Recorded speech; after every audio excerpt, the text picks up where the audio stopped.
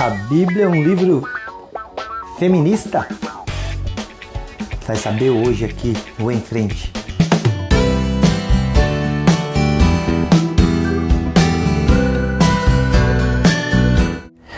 A Bíblia é um livro feminista, machista, algumista.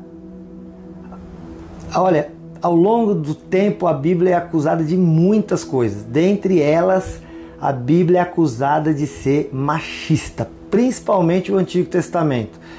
E nós estamos aí nessa semana que comemora-se o Dia Internacional da Mulher, e eu queria fazer um programa dedicado a elas aqui para dizer quanta importância a Bíblia dá à mulher. Alguém vai falar, talvez no Novo Testamento com Jesus.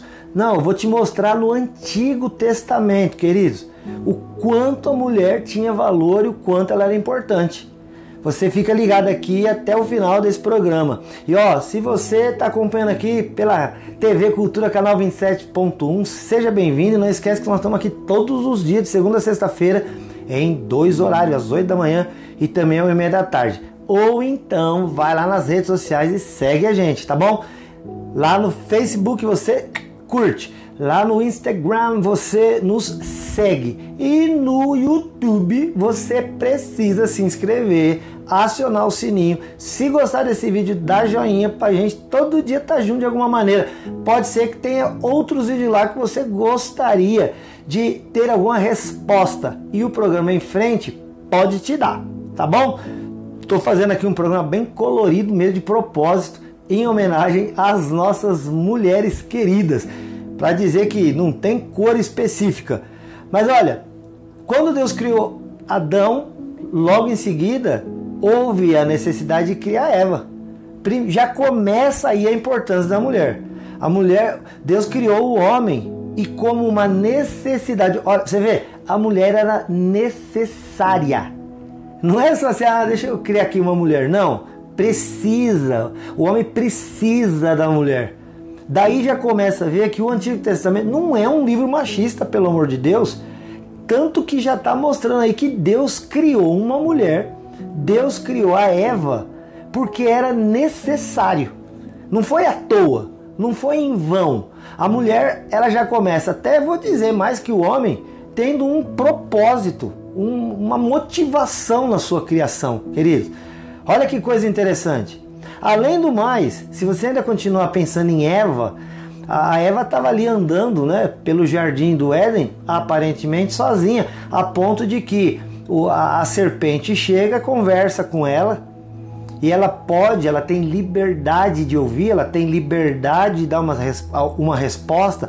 Se ela acertou, se ela errou, aí é outra história. Mas eu quero te mostrar que Deus não criou a mulher e amarrou os braços dela e diz para o homem, manda na mulher. Isso não está escrito ali. Até o caso é que a Eva aceitou o convite da serpente, comeu o fruto, ofereceu para o marido que também comeu. Quem que parece ter mais autonomia aí, ó? Né? Na verdade que a gente está falando aqui que a palavra de Deus não tem diferença, não tem esse ismo, não tem machismo, não tem feminismo, não tem. Para Deus não tem acepção de pessoas, para Deus não tem diferença. Estavam os dois ali, os dois tinham liberdade em relação a todas as coisas. Então você já vê aí que a própria Eva, a primeira mulher, ela tinha direito, ela tinha liberdade de fazer suas escolhas e inclusive até oferecer para o marido que ouviu a mulher. Como homem ele podia ter dito, não te ouço porque eu sou o homem da casa, eu sou o homem do jardim. Querido, não foi assim. Então é impressionante toda a acusação que se faz contra a Bíblia. Se você realmente ler a Bíblia, se você não ouvir só os acusadores, você vai chegar à conclusão de que a Bíblia é a palavra de Deus e que ela é linda. E em relação à mulher, Deus sempre tratou a mulher de uma maneira muito especial. A gente já começa vendo aí com a própria Eva. Depois a gente vai seguindo aí a palavra de Deus lá em Gênesis e a gente vai vendo, né, a importância da mulher. Depois você pode ver, por exemplo, quando Moisés se casa com uma mulher chamada Zípora. E Moisés indo lá de Midian, de onde ele se casou com a Zípora, para o Egito para falar com o faraó, já está ele, a sua esposa e seus 2 filhos. No meio do caminho, queridos, acontece um problema, aparece um anjo para atacar o Moisés, porque Moisés tinha feito algo errado. E quem livrou Moisés da morte foi a Zípora. Porque o Moisés não tinha circuncidado os 2 meninos, os 2 filhos, era uma obrigação de todo pai judeu fazer isso com os meninos. Ele não fez, ela mesma vai lá, pega uma pedra, circuncida os meninos, né, que era uma prática deles lá, e ela livra o seu marido da morte. Já vemos aqui uma heroína, está registrado lá em Êxodo capítulo 4. Se você continuar na Bíblia, você vai vendo casos e mais casos. A gente vai dar um pulo aí, vamos lá.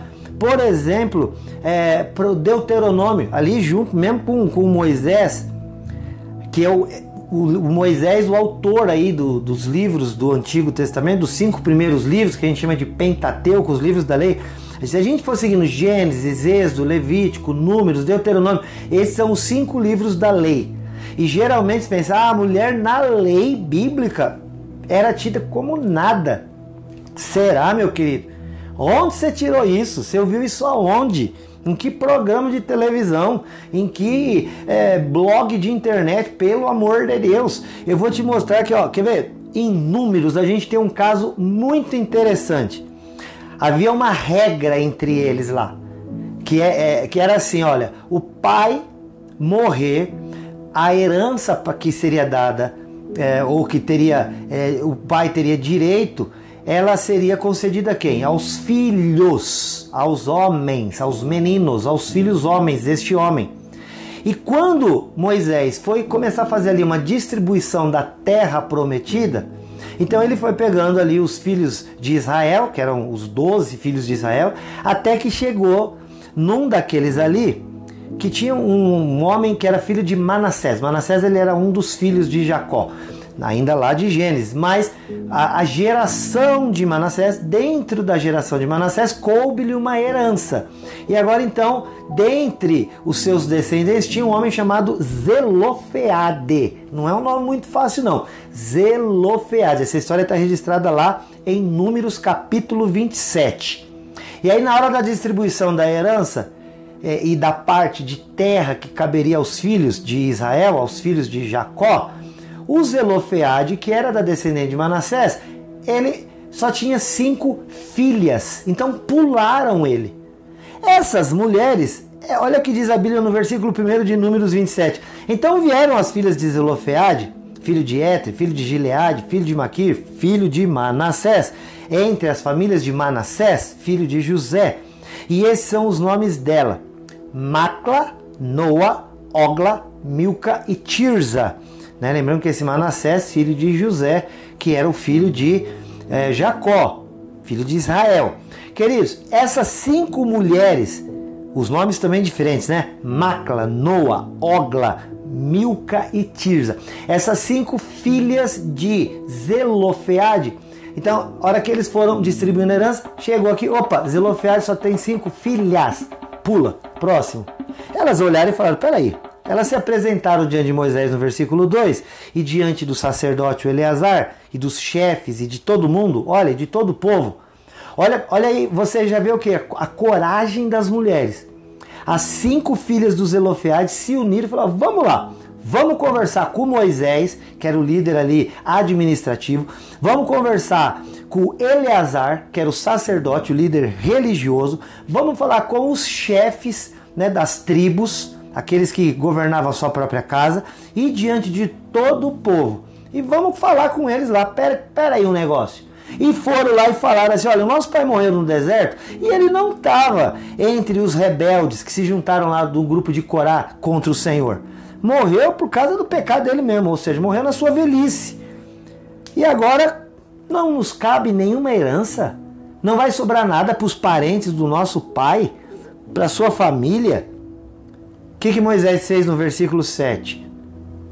No versículo 5, 6 e 7, Moisés foi lá e orou e perguntou, Deus, o que eu faço? Essas 5 mulheres aqui estão dizendo que cabe a elas uma herança. E a nossa regra diz que não. Qual que é a resposta de Deus? No versículo 6, o Senhor disse a Moisés, a partir do 6, as filhas de Zelofeade, que eita, que nome difícil, estão pedindo o que é justo, o que é direito.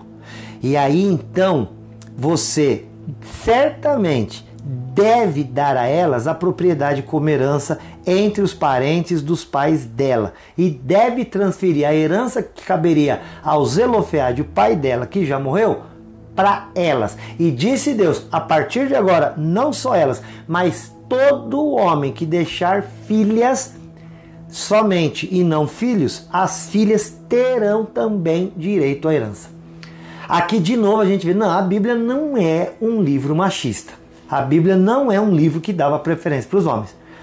Tanto é que se fosse assim, queridos, se fosse proibido que a mulher se manifestasse, que a mulher falasse, que ela tivesse algum direito, essas 5 jovens, você acha que ela ia até o líder maior que era Moisés? Você acha que ela ia até o Eleazar, que era o sacerdote, o líder religioso? Você acha que elas iam ter coragem de ir até os chefes das tribos, até todo o povo? Claro que não. Não, e elas sabiam que Deus tinha para com elas um coração voltado para abençoá-las, para dar-lhes a ela direitos, para dar-lhe a elas o que era justo. E Deus fala para Moisés, ô Moisés, você está com alguma dúvida? Elas vão ficar sem nada porque o pai morreu e elas não têm irmãos homens? Não somente dê a elas a parte da herança que caberia ao pai, como a partir de agora, se o homem morrer e só tiver filha, também vão receber a herança. E olha aí, mais heroínas na Bíblia, mais mulheres valentes que tendo direito de usar, né, da liberdade que lhes era concedida, porque não havia machismo, elas vão e fazem uma cobrança justa, e Deus diz, é justo, e que elas recebam aquilo que lhe cabe.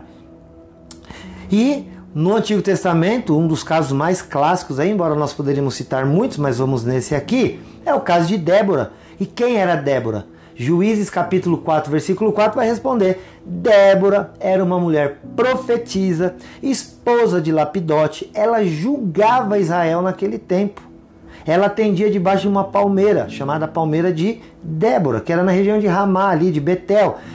Querido, a Débora, ela era profetisa, ou seja, ela era uma líder religiosa, ela era juíza, porque ela era quem julgava Israel. Ou seja, quando as pessoas tinham alguma questão religiosa, precisava de uma oração, precisava de um conselho da parte de Deus, quem que eles procuravam?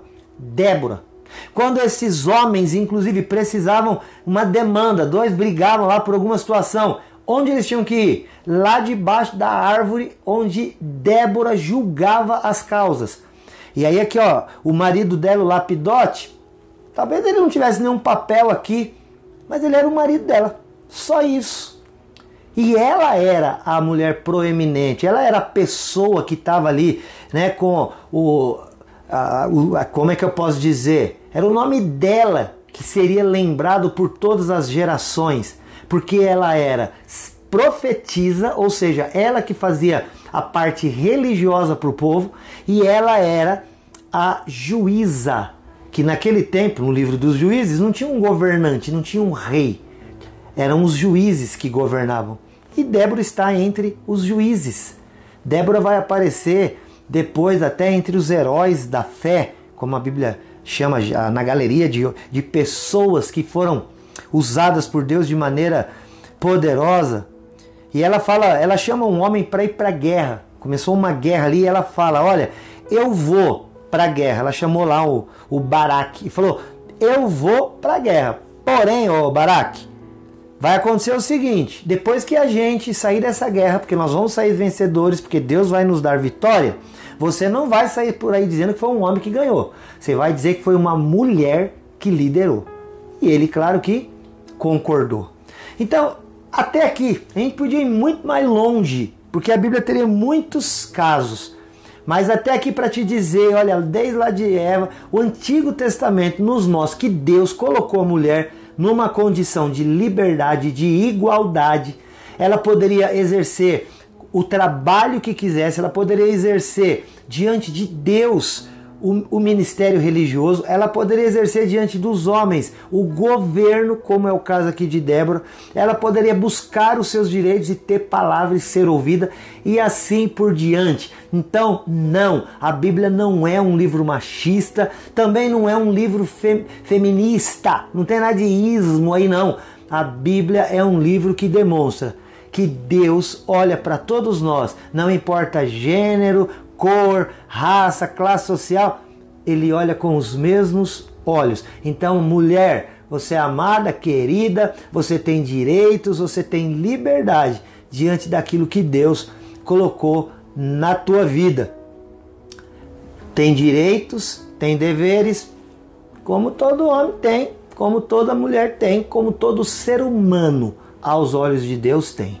Então, olha, hoje nós vimos aqui que o Antigo Testamento, poucas palavras, só para te dizer que a mulher tinha sim, aos olhos de Deus, um papel muito importante.